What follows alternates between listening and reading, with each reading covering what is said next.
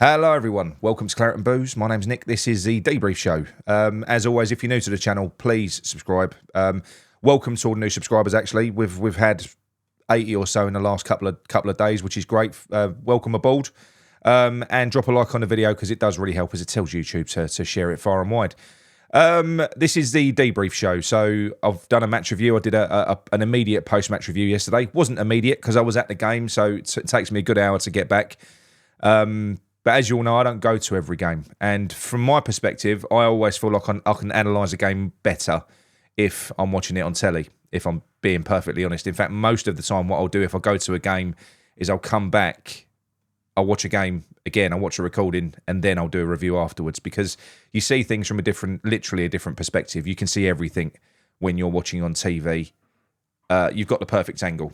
Whereas when you're at a game, I was in a corner. You do get a different view. Plus, do you know what? You get distracted. You have a beer. You talk to people around you. When I watch football, I like to watch football. So I'm going to address some of the comments that were made on yesterday's post-match review. All very welcome, by the way.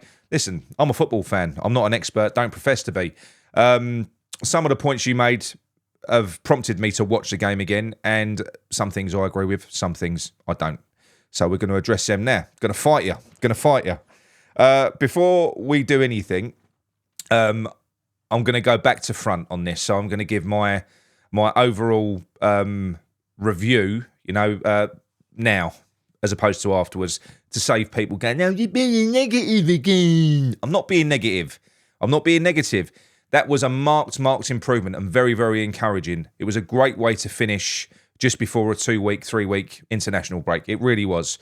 He made the changes that most of us wanted, bringing Thomas Souček out and putting... it's not perfect yet because there's some things that I want to address, but he made some changes. He done the right thing.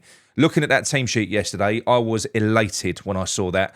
So was the fan base. The stadium was bouncing. You could feel the energy in the stadium. Everyone was. There was loads of anticipation there. Everyone was excited. And the first 3-4 minutes, we were absolutely outstanding. And everyone was thinking, fuck me, here we go. This is amazing. This is what we're going to get. It could well be what we're going to get, by the way.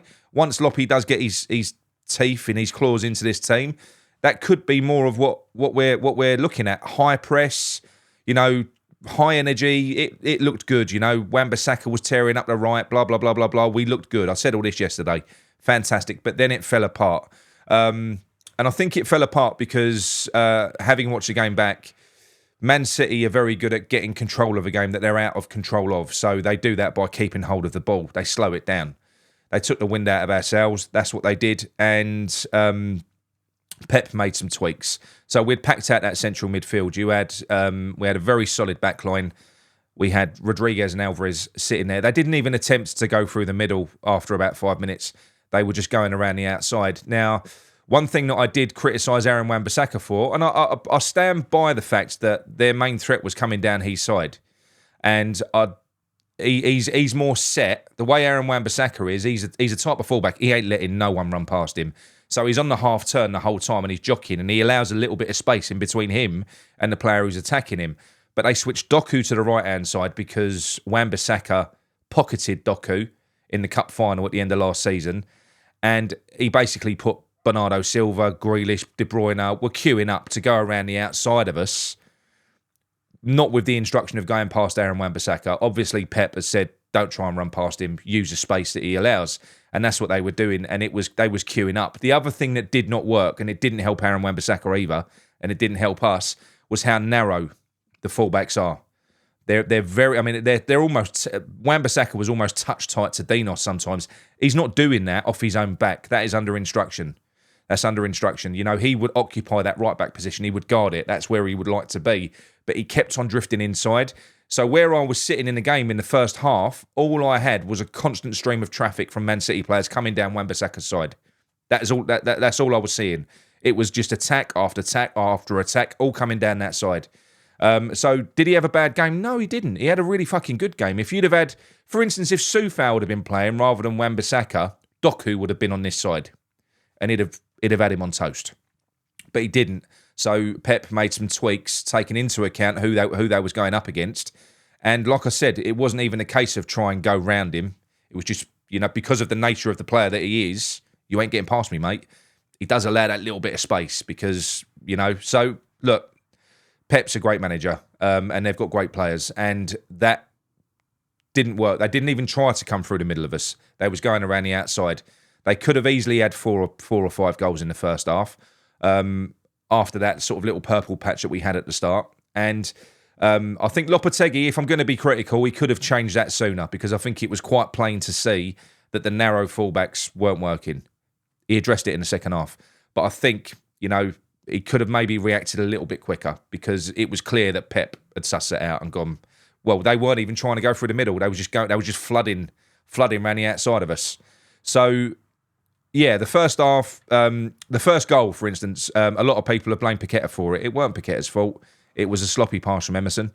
And I'm going to go on to talk about individual players in a bit.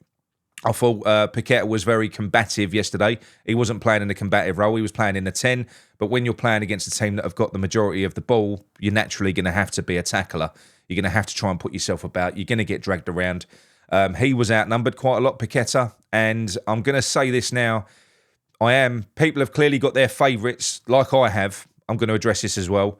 And they've got people that they like to scapegoat. For instance, people like Bowen will never get criticised. He'll never get criticised. Apart from the cross that Bowen put in to nobody that ended up a goal, because I don't know who Bowen was crossing to, Bowen did less than fuck all in that first half. He did nothing. His movement was terrible. In fact, he was not helping Wan-Bissaka. So a lot of the criticisms that I gave, if you have a look at the second goal, Bowen don't track his runner. He just kind of half-assed, jogs back. Bowen was not good.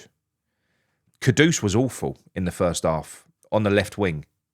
He only comes to life when he either drifts in the middle or he goes out to the right wing. Antonio, who I was quite defensive of, was awful. I'll concede. He was. I still condone the fact that I think he should have been picked over Fulkrug, because I think he's got more movement, but he's definitely lost that pace that he had, which was his main attribute.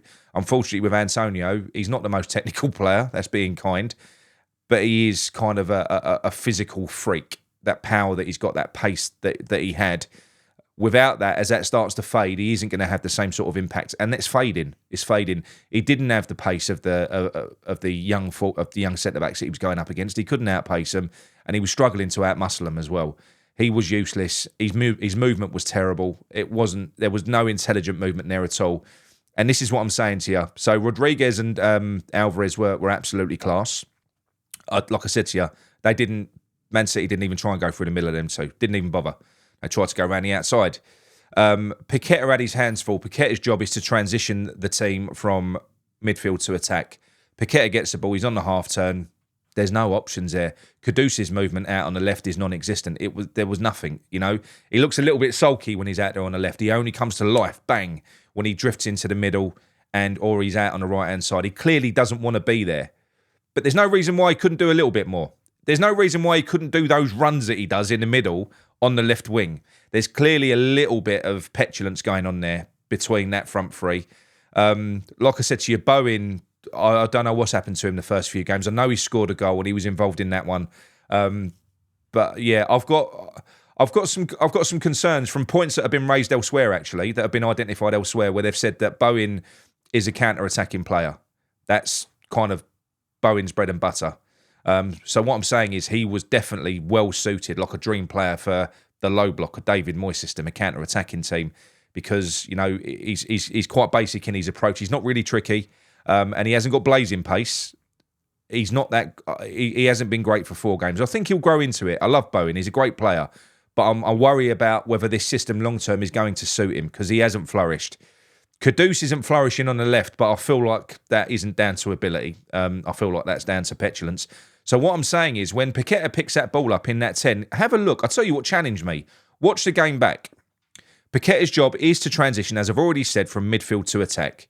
You tell me what creative player in the world would be able to create anything with that mess in front of them. There was nothing there. There was no movement. There was no one in natural positions making natural movement. There was nothing there. So Paqueta was getting caught. Does he execute every pass amazingly well? No. But he still managed to set up probably 3 or 4 of our attacks with through balls, chips over the top. He's always trying constantly. He also did manage to... he made some great challenges as well. He probably should have got a booking before he got a booking. He was tearing around. But look, we know he's not the most mobile, but Paqueta is world class. I know a lot of you are gonna sniff at that. No, he is. He's world class. We've got 2 players in our team that could walk into a top 4 team. Man City already tried to buy Paqueta for 100 million. Kudus is another one. There ain't another player that we've got in our team, arguably Alvarez, that would walk into one of those teams. So really, to a degree, I think there's a disparity in quality and class. I think Paqueta's brain operates on a different level. It does. I think he sees things that other players just don't see. So there isn't movement there. I think sometimes when he makes a pass, other players are making him look bad. Now, I know that you're going to say, oh, you're just defending him as this, is that. I'll tell you what, I hope he gets dropped. I hope he does get dropped so that people can start to see the value in what Paqueta does. You'll remember it in the last few seasons. When Paqueta weren't in that team, in the David Moyes team, we won fuck all. Nothing at all. He's so important to the creativity in this team. He is. Is he perfect? No, he's not perfect. But I don't think he's going to be when he's in a team of players that I don't think they're quite at his level. You know, if you put him in the Man City team, there wouldn't be as many loose passes because they're all options everywhere, options galore. You put Kevin De Bruyne in our central midfield yesterday in the 10, and you have a look and see what he creates with what he had in front of him versus what he had in front of him to work with for Man City. It's different. So in a sense, I know that he's a bit of a scapegoat, Paqueta. I know people like to have a go at him. It's a little bit like Wayne Rooney when he used to play for England, where England was shit. Everyone blames Rooney, even though he's our best player. Everyone blames him. They look to him because it's down to him. Rooney's not doing enough. Rooney's the best player on the team. It's not his fucking fault. I think it's a similar thing. Could he work? And I think the other thing as well is Paqueta's body language, or the type of player that he is. He's laid back. He's relaxed on the ball. That's his style. That's the way that he plays. He's a fun player. I do think that there's a good chance that we will see him out of the team. Not for long. Not for long. But I think we will. I think a lot of people are pinning their hopes to Soler, and I think that Soler is going to be a very good player for us. I do. But listen, he's 27. He's in the peak of his career, and PSG have just given him to us for 2 years on loan. You're expecting Soler to come in and be better than a player that Man City were willing to pay 100 million for. I do think there's a little bit of a head wobble moment that's got to happen there. You're putting a lot of pressure on Soler. I think he's going to be a really good player, but it's like people are saying that he's going to come in and be better than him. No, he's going to be a good addition to our team, our squad. You know, he's got a bit of pace in midfield as well. But yeah, that's my thoughts on Paqueta. Did he have a great game? No, 6 out of 10 for me. 6 out of 10, but a lot of that was impacted by those in front of him. The other thing that I did was I spoke about centre-backs. So Kilman didn't have a great game in the first half. Neither did Dinos, and Dinos did make that mistake for the third goal. But we'll talk about the third goal in a minute. Kilman's fantastic. He's amazing. I'm not saying that all these players are allowed to have off games, and you know what? You've got to give them special dispensation when you're going up against Man City. I was just saying the obvious. He didn't look that great when players are running at him, but you're not going to have. We're not facing Man City every week. That's not going to happen. They're a freak team, and I think we gave them more of a game than most teams will give them. We could have got something out of that game. We could have. You know, if Kudus gets that goal early in the second half, it's 2-2. And do you know what? It wouldn't. Even though they had all those chances, Man City, we were in the game the whole way through. We never sat back. We were forced back. We were forced back, but we didn't seem to. It weren't like we gave them too much respect, like we would do under a David Moyes team. And I've seen other people say, look, the stats are the same as when we played them before. The last 3 times when they beat us 3-1, we've had the same possession stats. They've had the same amount of chances on our goal. Yeah, that's fine, and that is true. But we definitely played better. We had more of the game, and there's loads of positives to take out of that. I'm not too sure in getting carried away with people saying if we play like that against anyone else, we're winning. I don't know about that. That was a good start. There's still gaps. I think we looked far better in the second half when Alvarez dropped between the back two, split Dinos and Kilman, and sorted out Man City flooding around the outside of us. That's what should have happened probably midway through the first half. But we did it in the second half. So he addressed it, he saw it, he addressed it, he changed it, he tweaked it. We were far better. We were far better. And the only time that they ran through the middle of us was, I'm sorry to say, when Alvarez came off and you know who came on. They just went straight through the middle of us. Dinos came out a little bit rash, but that's because there was a massive gap there in front of him that, wasn't there before. He just tried to address it. He got it wrong, and Haaland slipped in behind him. So once that protection had gone, because Souček does float around aimlessly, both in attack and defence, doesn't really offer you anything. They had a big gap there. They started to come through the middle of us. So that was my kind of my afterthought on the game. I'm really, really encouraged by it. That was a great way to finish before the end of the international break. There's way more positives than negatives to take out of it. Loads that Lopetegui can see and take and work on, and he's proved that he will do that now because he made the changes after 3 games.